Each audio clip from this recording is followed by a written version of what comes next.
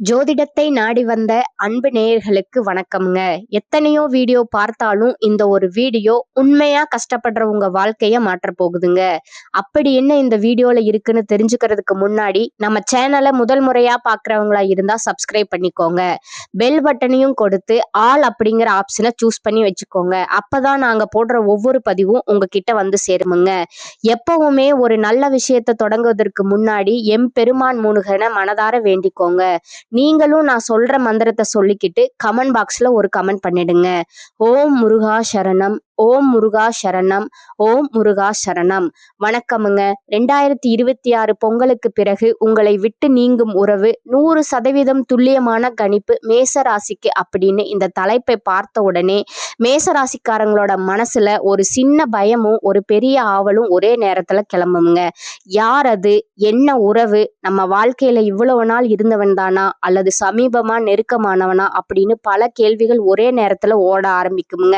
உண்மையா சொல்லணும்னா இந்த வருஷம் மேசராசிக்காரங்களுக்கு சாதாரண வருஷம் கிடையாது. கமெண்ட் பாக்ஸ்ல ஓம் முருகா என்று ஒரு பதிவிடுங்க. இது ஒரு கிளியரிங் வருஷம், ஒரு ஃபில்டர் வருஷம், ஒரு உண்மை முகங்களை வெளிக்கொண்டு வர வருஷம்ங்க. இதுவரைக்கும் நீங்க உறவுன்னு நினைச்சு சுமந்துக்கிட்டு வந்த பல விஷயங்கள் உண்மையில உறவா இல்ல, அது உங்களோட பழக்கம், பழைய பயம், தனிமையை தாங்க முடியாத மனநிலை, அல்லது இவங்க இல்லாம நான் எப்படி இருப்பேன் அப்படிங்கிற ஒரு அடிமைத்தனம் தாங்க. பொங்கலுக்கு பிறகு அந்த எல்லா கண்ணாடிகளையும் உடைக்க ஆரம்பிக்கும். நீங்க யாருன்னு இந்த வருஷம் நீங்களே புதுசா புரிஞ்சுக்க ஆரம்பிப்பீங்க. நான் எல்லாருக்குமே நல்லது பண்ணிக்கிட்டே இருந்தேன், ஆனா எனக்கு மட்டும் ஏன் யாரும் நிக்கல, நான் மட்டும் ஏன் எல்லா விஷயத்திலயும் அட்ஜஸ்ட் பண்ணிக்கிட்டே இருக்கேன், என் வலியை ஏன் யாரும் பெருசா எடுத்துக்கல அப்படிங்கிற கேள்விகள் மனசுக்குள்ள பலமா எழும். அந்த கேள்விகள் தான் இந்த வருஷத்தோட ஆரம்ப புள்ளி. இதுவரைக்கும் உங்களோட அமைதியை கெடுக்கிற, உங்களோட முன்னேற்றத்தை மெதுவாக்குற, உங்களோட அன்பை ஒரு வசதியா பயன்படுத்திக்கிட்டே இருந்த சில உறவுகள் பத்தி நீங்க மௌனமா இருந்தீங்க. ஆனா பொங்கலுக்கு பிறகு அந்த மௌனம் நீளாதுங்க. நீங்க பேச ஆரம்பிப்பீங்க, இல்லைன்னா பேசாம விலக ஆரம்பிப்பீங்க. ரெண்டுமே நடக்குமுங்க. இந்த வீடியோ முழுக்க கவனிச்சு பாருங்க. ஏன்னா எந்த காலகட்டத்துல இந்த பிரிவு தெளிவா உருவாகும், அது சண்டையோட வருமா இல்ல அமைதியா நடக்குமா, அந்த உறவு நீங்கினதுக்கு அப்புறம் உங்க வாழ்க்கையில என்ன மாதிரியான மாற்றங்கள் வரப்போகுது, மனசு எப்படி லைட்டா மாறப்போகுது, அந்த உண்மையான பதில நான் இறுதியில தெளிவா சொல்ல போறேங்க. அதனால கடைசி வரைக்கும் ஸ்கிப் பண்ணாம பாருங்க. மேசராசிக்காரர்களே, இதுவரை உங்க வாழ்க்கை ஏன் இப்படி ஓடிக்கொண்டிருக்கிறது, ஏன் எவ்வளவு முயற்சி செய்தாலும் ஒரு நிலையான திருப்தி வரவில்லை, ஏன் அடிக்கடி சோர்வு மட்டும்தான் மிஞ்சுகிறது என்ற கேள்விக்கு இன்றைக்கு ஒரு தெளிவு கிடைக்க ஆரம்பிக்கிறதுங்க. நீங்க முயற்சி செய்யாதவர்கள் இல்லை, உழைப்பு இல்லாதவர்களும் இல்லை, வாழ்க்கையை எதிர்கொள்ள பயந்தவர்களும் இல்லை. உண்மை என்னவென்றால் நீங்க எப்போதுமே முன்னாலே நிற்க முயற்சி செய்தவர்கள் தான். சூழ்நிலை கஷ்டமாக இருந்தாலும் நான் பார்த்து கொள்கிறேன் அப்படின்னு என்று சொல்லி பல பொறுப்புகளை நீங்களே எடுத்துக்கொண்டீங்க. அதனாலதான் வெளியிலிருந்து பார்ப்பவர்களுக்கு நீங்க எப்போதும் வலிமையானவர்களா தெரிந்திருப்பீங்க. ஆனா உங்களுக்குள் அதே வலிமை சில நேரம் பெரிய சுமையாக மாறி இருக்குமுங்க. பல நேரங்கள்ல நீங்க வேகமா முடிவெடுத்திருப்பீங்க. அந்த வேகம் அந்த நேரத்தில் சரியாக தோன்றியிருக்கும். ஆனா அதன் பிறகு அதே முடிவு உங்களை தள்ளி வைக்கிற மாதிரியா மாறி இருக்கும். தொடங்கியது சரியாக இருந்தது, ஆனா நடுவில் தடைகள் வந்தன. நம்பியது தவறாக மாறியது. உழைப்பு இருந்தும் பலன் முழுவதுமா கிடைக்கல. இதெல்லாம் நடக்கும்போது நான் எங்கே தவறவிட்டேன் என்ற கேள்வி மனதிற்குள்ள மெல்ல மெல்ல ஆழமா உட்கார்ந்துருக்குமுங்க. இந்த நிலையில பல மேசராசிக்காரர்கள் ஒரு விஷயத்தை அறியாமலே செய்திருப்பீர்கள். உங்கள் சோர்வை நீங்களே உள்ளுக்குள்ளேயே வைத்துக் கொண்டிருக்கிறீர்கள். யாரிடமும் முழுதாக சொல்லவில்லை. ஏனென்றால் நீங்கள் தான் எல்லாவற்றையும் சமாளிக்க வேண்டும் என்று உங்களையே பழக்கப்படுத்தி கொண்டீர்கள். ஒரு பக்கம் காலம் உங்களை உடனே முன்னேற்றத்திற்கு கொண்டு போகவில்லை, அது உங்களை ஒரு குறிப்பிட்ட இடத்தில் நிறுத்தி வைத்தது. மற்றொரு பக்கம் நீங்கள் எடுத்த சில அவசர முடிவுகள், நீங்கள் நம்பிய சில மனிதர்கள், இது என் பொறுப்பு என்று நினைத்து விட்டு கொடுக்காத சில சுமைகள் இந்த நிலை நீடிக்க காரணமா இருந்திருக்குதுங்க. இதெல்லாம் ஒரே நாளில் நடந்தவை இல்லைங்க. பல வருடங்களா மெதுவா சேர்ந்து இந்த நிலையை உருவாக்கி நிற்குதுங்க. அதனாலதான் இன்னைக்கு இந்த தொடக்கம் முக்கியமா இருக்குதுங்க. இதுவரைக்கும் எதுவும் சரியாக வேலை செய்யவில்லை. எங்கே உங்கள் வேகம் உங்களுக்கு எதிராக மாறியது, எங்கே நீங்கள் நிறுத்தி கொள்ள வேண்டி இருந்தது, எங்கே மெதுவாக வேண்டி இருந்தது, அதையெல்லாம் மறைக்காமல் உண்மையா பேசத்தான் இந்த ஆரம்பம்ங்க. இதற்கப்புறம் பொங்கலுக்கு பிறகு உங்கள் வாழ்க்கை எங்கே மெதுவாக திரும்பும், எங்கே நீங்கள் அவசரத்தை குறைக்க வேண்டும், எதை தொடர வேண்டும், எதை நிறுத்த வேண்டும், யாரை யாரை நம்ப வேண்டும், யாரிடமிருந்து தூரமாக இருக்க வேண்டும், அதையெல்லாம் பெரிய வார்த்தைகள் இல்லாமல், அதிக உணர்ச்சி இல்லாமல் நேரடியாகவும் தெளிவாகவும் வருமுங்க. இது உங்களை பயப்பட வைக்கிற ஆரம்பம் இல்லைங்க, உங்களை குறை சொல்லும் ஆரம்பமும் இல்லைங்க. இது உங்கள் வாழ்க்கையை உண்மையாக புரிந்து கொள்ள உதவும் ஒரு ஆரம்பம்ங்க. மேசராசிக்காரர்களே, இதுவரைக்கும் நடந்தது தோல்வி இல்லைங்க, அது ஒரு கட்டம். இப்பொழுது அந்த கட்டம் ஏன் வந்தது, எதற்காக வந்தது என்பதற்கான அர்த்தம் மெதுவாக புரிய ஆரம்பிக்குதுங்க. மேசராசிக்காரர்களே, இந்த பகுதி முழுக்க அதிக உணர்ச்சி இல்லைங்க, பெரிய தத்துவ வார்த்தைகள் இல்லைங்க, பயம் காட்டும் பேச்சும் இல்லைங்க. உண்மையாக என்ன நடந்தது, எந்த வருடங்கள்ல எந்த மாதிரி அனுபவம் வந்தது, ஏன் வாழ்க்கை மெதுவாகவும் தடைபட்ட மாதிரியும் போனது என்பதைத்தான் வருடம் வருடமா தொடக்கம் முதல் முடிவு வரை தெளிவாக பார்க்க போகிறோம்ங்க. கிரகங்கள் என்றால் உண்மையில் என்ன செய்கிறது, மேசராசிக்காரர்களுக்கு ஒரு பொதுவான மனநிலை இருக்குதுங்க. ஒரு விஷயம் நினைச்சா உடனே நடக்க வேண்டும் அப்படிங்கிறது, தொடங்கினால் வேகமா முடிக்க வேண்டும், அதனாலதான் கிரகங்கள் நன்றாக இருந்தால் வாழ்க்கை நல்லாக போக வேண்டும் என்ற எதிர்பார்ப்பு அதிகமாகவே உங்களுக்கு இருக்குதுங்க. இது பாதி உண்மைதாங்க. முழு உண்மை என்னவென்றால் கிரகங்கள் எப்போதும் கொடுத்து கொண்டே இருக்காதுங்க. மேசராசிக்காரர்கள் செய்யும் நடைமுறை தவறுகள் என்னன்னு பாத்தீங்கன்னா, இந்த பகுதி கிரகங்களை பற்றி பேசவில்லை வரலைங்க, காலத்தை குறை சொல்ல வரவில்லைங்க. நாம் தினமும் செய்கிற சில நடைமுறை பழக்கங்கள் எப்படி வாழ்க்கையை மெதுவா நிறுத்துது, நம் குணமே நமக்கு பகையாக மாறும் இடம் எது என்பதைத்தான் நேரடியாகவும் உண்மையாகவும் இங்க பேச போறோமுங்க. இங்கதான் பெரும்பாலான மேசராசிக்காரர்கள் உங்களை தாங்களே அடையாளம் கண்டுகொள்வீங்க. மேசராசிக்காரர்களுக்கு ஒரு முக்கியமான குணம் இருக்குதுங்க. நீங்க யாரையாவது பிடித்து கொண்டால் முழுதா பிடித்து கொள்வீங்க.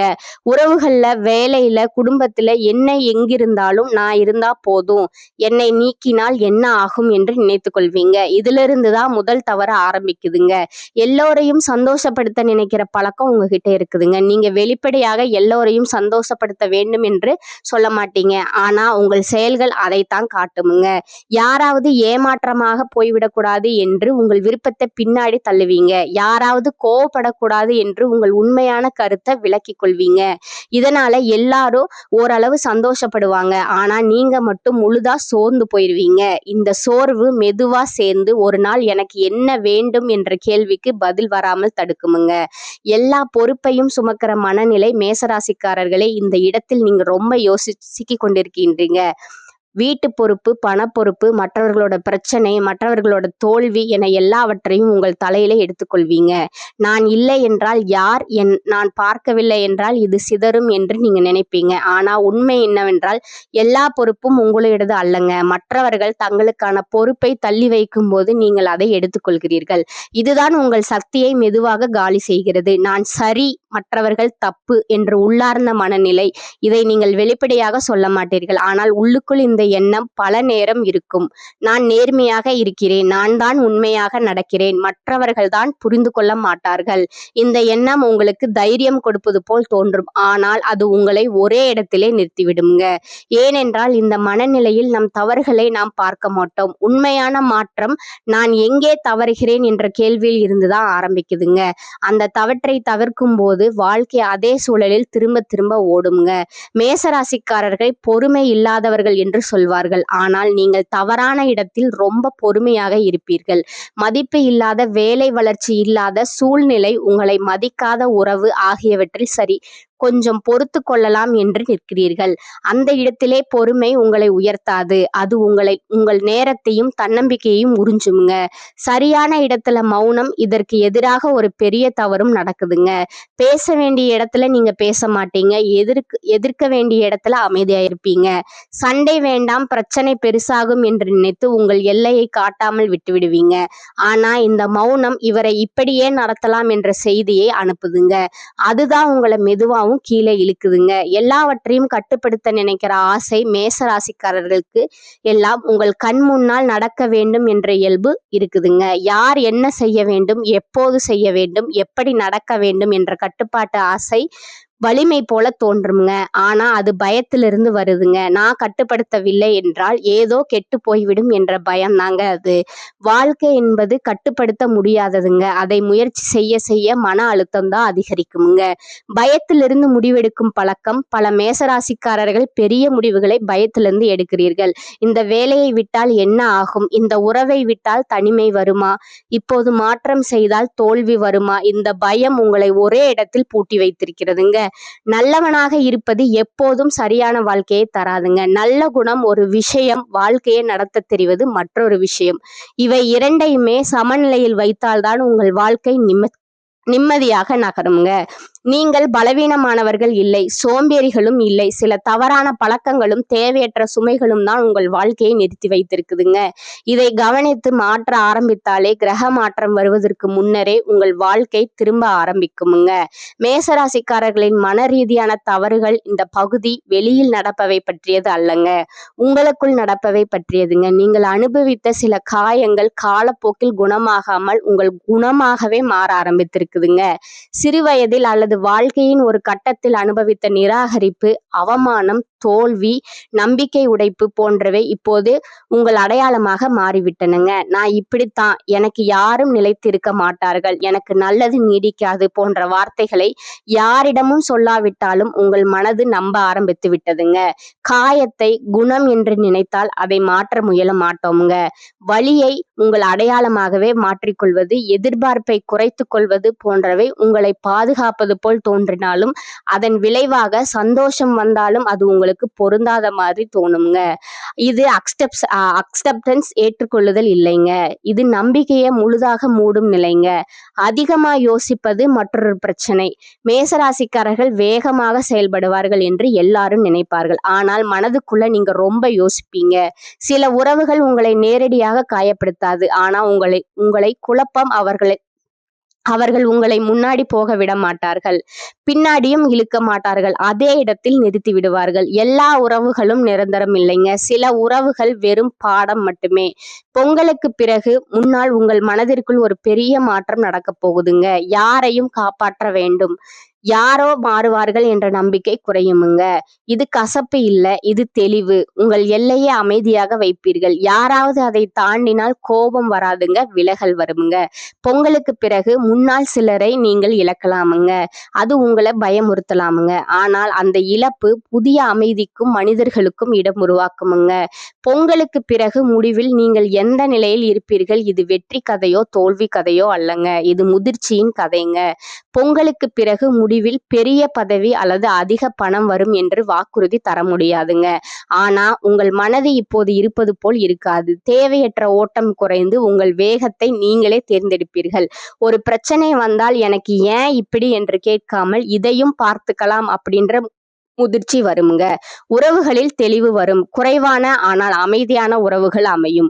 பயம் முழுதாக போகாது, ஆனால் பயம் உங்கள் வாழ்க்கையை நடத்தாது. எனக்கு எல்லாம் கிடைக்கவில்லை, ஆனால் என்னை நான் தொலைக்கவில்லை என்ற உணர்வு வரும்.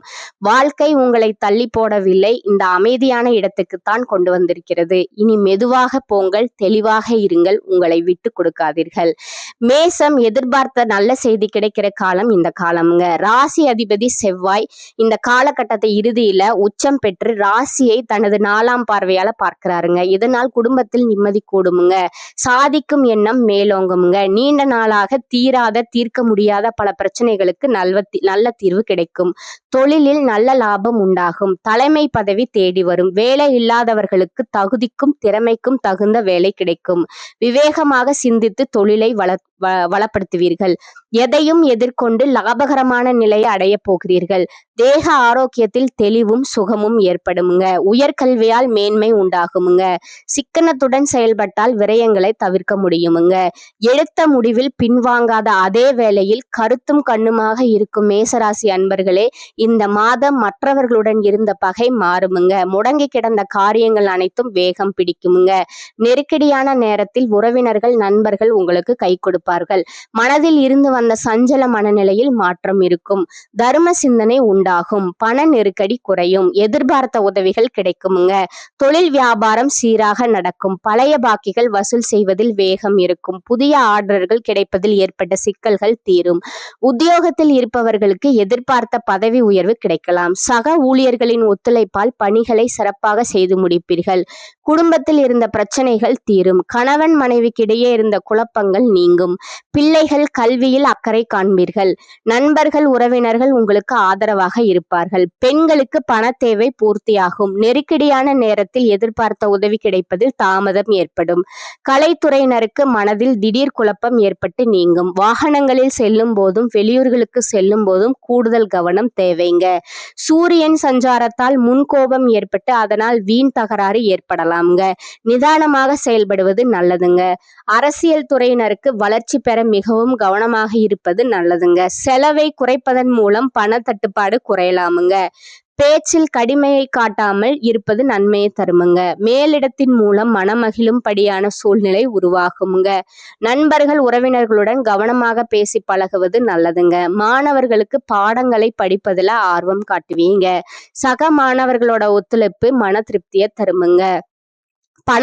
பணப்புழக்கம் அதிகரிக்கும் காலமா இது இருக்குமுங்க.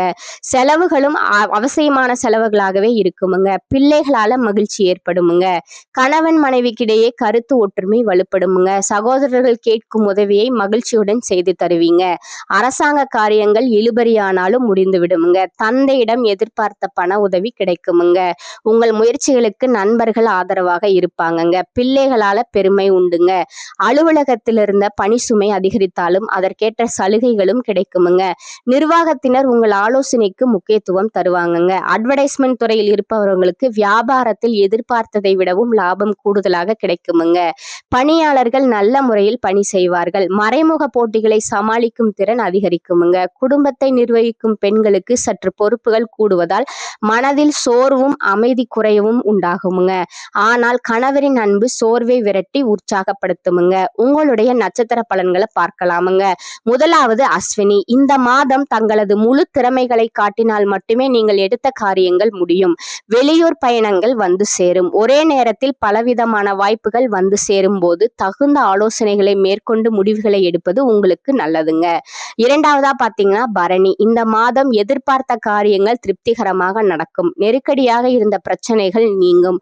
பணவரத்து அதிகரிக்கும். திட்டமிட்ட காரியங்களை சிறப்பாக செய்து முடிப்பீர்கள். பயணங்களும் அவற்றால் நன்மைகளும் உண்டாகும். சொன்ன சொல்லை காப்பாற்ற பாடுபடுவீர்கள். மூன்றாவதாக கார்த்திகை 1ஆம் பாதம். இந்த காலகட்டத்தில் மற்றவர்கள் மேல் இரக்கம் ஏற்படும். நீண்ட நாட்களாக இருந்த பிரச்சனைகள் தீரும். குடும்பத்தில் குதூகலமான சூழ்நிலை காணப்படும். கணவன் மனைவிக்கு இடையே நெருக்கம் அதிகரிக்கும். பிள்ளைகள் மூலம் பெருமை சேரும். உறவினர்கள் மத்தியில் மதிப்பும் மரியாதையும் கூடும். வீடு கட்டும் வாய்ப்பும் கூடி வரும். அதிர்ஷ்ட கிழமைகள் என்னன்னு உங்களுக்கு பாத்தீங்கன்னா திங்கள், புதன், வெள்ளிங்க. நீங்க வழிபட வேண்டிய தெய்வம் நடராஜருங்க. உங்களுக்கான பரிகாரம் சொல்றேன், நீங்க நோட் பண்ணிக்கோங்க. தினமும் காலையில் வீட்டு பூஜை அறையில் தீபம் ஏற்றி கீழ்காணும் பாடலை 27 முறை பாராயணம் செய்யவும். உலகெல்லாம் உணர்ந்து ஓதற்கு அரியவன் நிலவு உலாவிய நீர்மலி வேணியன் அழகில் சோதியன் அம்பலத்து ஆடுவான் மலர் சிலம்படி வாழ்த்தி வணங்குவாம். மேலும் ஒரு பரிகாரத்தை சொல்றேன், அதை நோட் பண்ணிக்கோங்க. செவ்வாய்க்கிழமை தோறும் செவ்வரளி மலர்களால் முருகப்பெருமானுக்கு அர்ச்சனை செய்யுங்கள். மந்திரம் ஓம் சரவணபவ என்ற மந்திரத்தை 27 முறை சொல்லுங்கள். இது உங்கள் வேகத்தை விவேகமாக மாற்றுமுங்க. மேலும் உங்க வாழ்க்கை சிறப்பாக இருக்க மற்றொரு பரிகாரம் சொல்ற, அதையும் நீங்க நோட் பண்ணிக்கோங்க. செவ்வாய்க்கிழமைகளில் துர்க்கை அம்மனை தரிசனம் செய்வது, தீபம் ஏற்றி வர காரிய தடைகள் நீங்குமுங்க. தொழில வியாபாரம் சிறக்குமுங்க. இந்த சேனல் உங்களுக்கு பிடித்திருந்தா லைக் பண்ணிக்கோங்க, ஷேர் பண்ணிக்கோங்க. அப்படியே உங்களுக்கு தெரிஞ்ச ஃப்ரெண்ட்ஸ் அண்ட் ஃபேமிலிக்கும் ஷேர் பண்ணிக்கோங்க. வாழ்க வளமுடன். நன்றி, வணக்கம்.